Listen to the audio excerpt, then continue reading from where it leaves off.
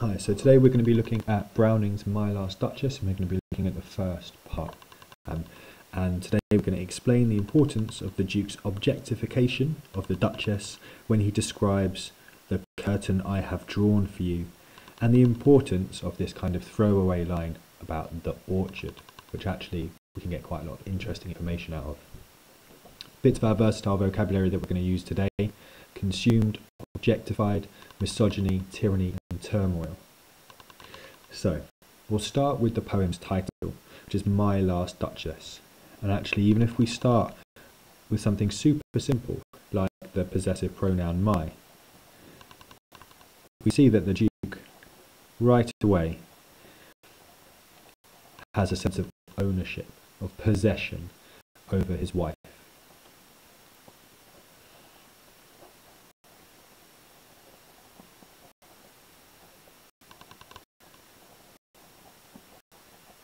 He owns her, he controls her, he sees her as property. And we really get a taste of what this poem is going to be like by these very, very first words, my last Duchess. Now this starts to sound a little bit creepy here. So his last Duchess? Well, we learn quite soon on that this last Duchess, she is dead. And this is his last one. So we've got this past tense that shows us that she is no more. But his last Duchess, that kind of suggests that there have been more than one, and in the future there will be more than one. I think this is really useful because we know he is arranging another marriage. So there have been lots of women that he has attempted to own. So in this sense, when we're talking about the last one, she is just one of many. My last Duchess. He is already looking for a new one.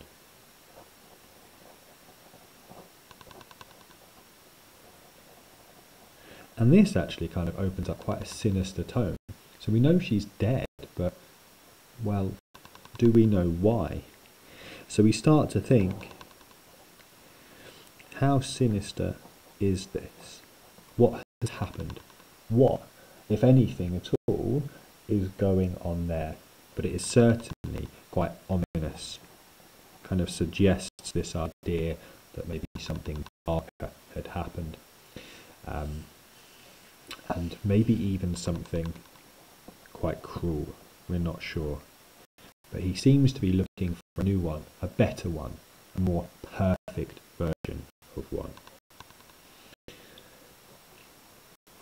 Then we move on to this next line, and he explains to this messenger that has come to organise this new marriage that actually he has got a wonder or a picture of his last Duchess, his dead Duchess, hidden behind a curtain in his palace that only he controls, and he says it's hidden behind the curtain I have drawn for you.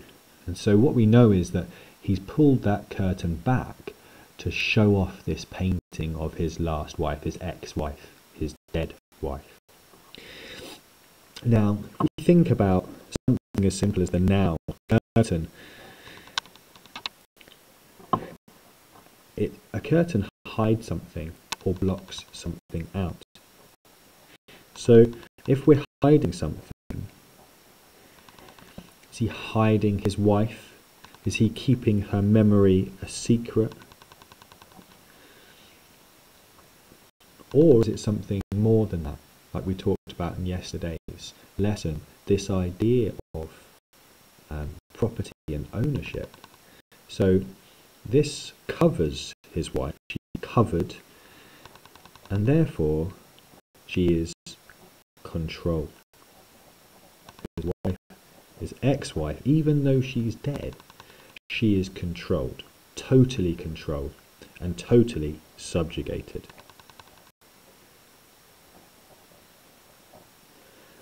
This idea that her memory and her body and even what she looks like, how people remember her, are controlled by him. So her memory,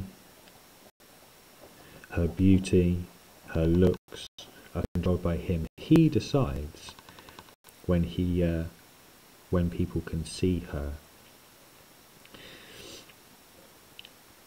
And also coming back to this idea of something that's covered, this idea of sort of maybe shame. Is he ashamed of her? Is he ashamed of his actions, whatever they may have been in their relationship? But what we know with this curtain is that she's covered up, and that he is trying to control her, and she is completely objectified. She has been turned into sort of almost the perfect object for his consumption. A painting, no longer a person, but a painting that he controls who sees it and when. He objectifies her, turning into a perfect, non-moving version of herself, where only her beauty is available to be watched through the male gaze. So actually, this is a really good example. Is rather than a living thing, he wants something he can control, and he can control who looks at her. So he controls who watches her and who looks at her, and this idea of the male gaze. He sees the perfect version of her. Maybe he didn't like her that much in real life, but he likes her now. She can be revealed and shown off at different points in time. That kind of control is shown with this verb here. I have drawn for you. So to draw something means to pull it across, to reveal it. So this verb here shows that he is in control. He decides who sees her, who gazes upon her, and in that sense, he is completely he totally controls her body. So it's complete, and therefore he's almost like a tyrant. Okay, and he has complete control over her and whoever sees her. And he seems to be excited by this sense that it's only him, nobody else, for our pleasure. And he seems to take pleasure in this idea that others might see her and enjoy her beauty, but also that it's only him that chooses who else can see it. What we might also have here is this idea of the curtain I have drawn for you. Yes, he's literally pulling this curtain back to show his wife, but he might also be pulling back the curtain to reveal the truth. So is he going to tell us some kind of truth that is hidden? Is this a metaphor for revealing the truth? Is he going to tell us, the person who he is, the Duke is speaking to in this dramatic monologue, is he going to reveal to us some kind of truth, either by accident, probably by accident, or on purpose? And when we know that dramatic monologues are supposed to reveal things about a character, not necessarily on purpose, then we know actually the Duke's going to reveal him something about himself, probably by accident here. So we might find out his true nature.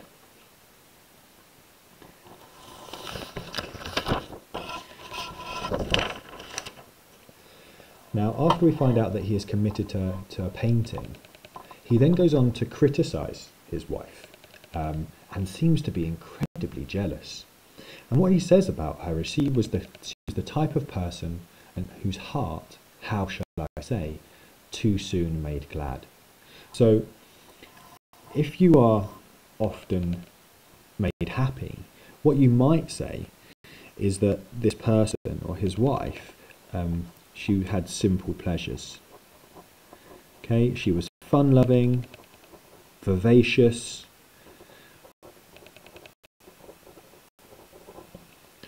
and innocent. She enjoys the simple things in life. So she would be innocent, and she'll be a lot younger than him. She'll be innocent and naive. We're talking about Renaissance Italy here, so he might be in his 40s and she might be in her teens. So she is very different from him. And she might not be that interested in the finer things of life that in a court or in a palace, but she actually might like something quite different. And in this sense, it describes someone who is quite naive and definitely very innocent. But what he says here, in this kind of rhetorical question, he says that she is too soon made glad. She's too easily made happy. Now, I guess this is a bit of an accusation to her. He's saying that too many things make her happy. Too many, maybe the suggestion is too many other men make her happy. And what we have is this kind of jealousy and this one-sided accusation that maybe she was unfaithful. So this sense of being easily made happy, he is accusing her of cheating, of looking at other men, of infidelity.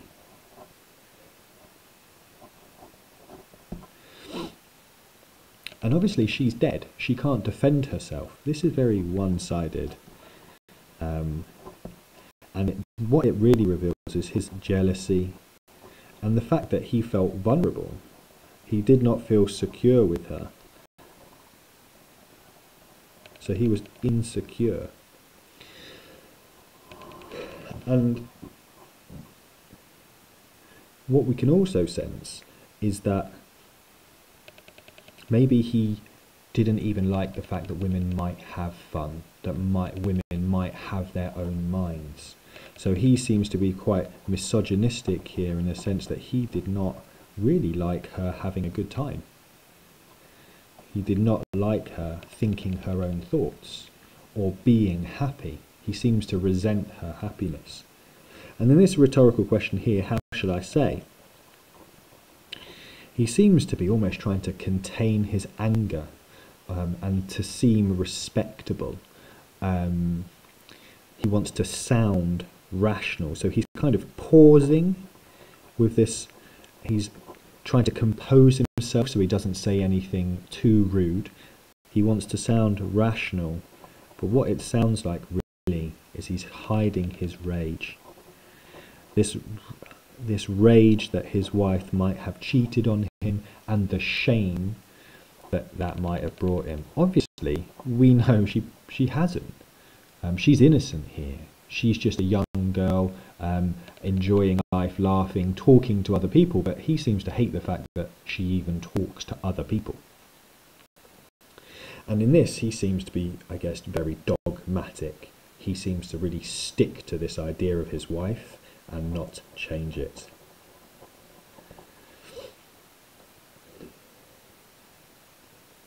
Now, what really seems to get him going, we see this kind of sexual jealousy and this fear of female sexuality. So he's scared of female sexuality. And there's two references, one to cherries and one to the orchard. So cherries, we know, are a fruit. They're tasty, they are ripe. And what he describes is this situation where another man brings her some cherries and she is happy about this, a gift that this other person got from an orchard. And on the surface of this idea is very innocent. It's an innocent gift. Okay, but he sees it as something else. And actually, maybe what he really fears is something far more sexual and far different to what we might initially suspect. And actually, is it that he feared that someone else has tasted her fruit, has had sexual encounters with her? So we have this kind of sexual imagery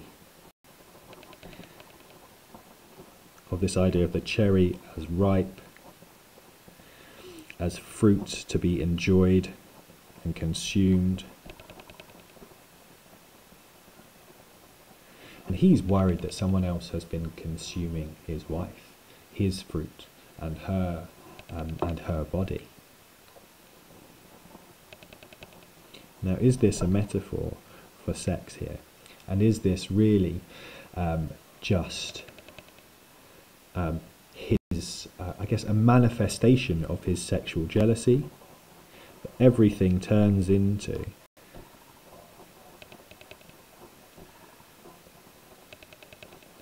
everything turns into something that could easily be a metaphor or a manifestation of his ideas about sex. Rather than anything she has done, this is his imagination. Because there is no proof that she has done any of those things, but he uses this language and these sort of sexual allusions repeatedly. And is it this idea that it is her virginity that is at risk, and then the shame that this brings? So again, this is kind of focused on this idea of shame, something that is going to challenge his masculinity and challenge his reputation. Again, we know she is innocent here, but this is going on in his mind. And this is what he sees. She receives some cherries, and he's thinking, this is an invitation to sex, or this is a symbol of some kind of act that they have been performing and she has been performing behind his back. And this idea of duplicity really comes through again, where he says that whoever gave her these cherries broke in the orchard. Now, simply this could mean that the cherries are stolen, but actually it could also be a metaphor for the idea that the wife, the Duchess, is, and her sexuality are the cherries, and actually someone has broke into the orchard and stolen them from the Duke. So as you can see here, this orchard, it's fenced off, the trees are protected so no one else could have them. A bit like his wife, he is hoping that her body, her sexuality is hidden and protected behind the fence, but someone has broke in and stolen them. And I think this verb here is really interesting, because it suggests that there is some kind of crime, and that his wife is complicit in this kind of duplicity. She is lying to him, and that a crime has taken place, and that something has been stolen that belongs to him. And this, again, we're back to this idea of possession, and this idea that she becomes an object to be owned, and she is objectified.